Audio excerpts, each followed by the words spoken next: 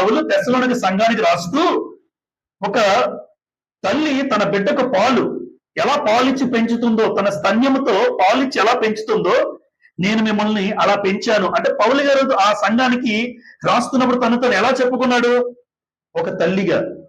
ఒక తల్లి ఎలాగైతే తన బిడ్డకు పాలిచ్చినప్పుడు మనస్ఫూర్తిగా సంతోషంగా పాలిస్తుంది ఏ తల్లి అయినా తన కన్నబిడ్డలకి, అలా ఒక తల్లి తన బిడ్డకు పాలిచ్చినప్పుడు ఎంత ఆనందపడుతుంటుందో, ఒక సువార్తికుడు ఒక విశ్వాసికి సంఘములో వాక్యంలో పెంచుతూ ఉన్నప్పుడు ఆ వాక్యం అనే పాలు ఆ తల్లి భౌతికంగా పాలిచ్చి ఆనందపడుతూ ఉంటుంది. ఈ తల్లి లాంటి సువార్తికుడు వాక్యం అనే పాలిచ్చి బాధ్యతగా ఆ విశ్వాసి ఎదుగుతూ ఉంటే ఆనందపడుతూ ఉంటాడు. అందుకే చాలా మంది ఎదగలేక సంఘానికి రాని వారి పట్ల విశ్వాసులను చూసి సువార్తికుడు బాధపడుతూ ఉంటాడు, దుఃఖపడుతూ ఉంటాడు. ఎందుకంటే ఏ వాక్యం అనే పాలు ఇవ్వాలని ఆశపడుతూ ఉంటారో, ఎవరైతే వాళ్ళు రాలేకపోతూ ఉంటారో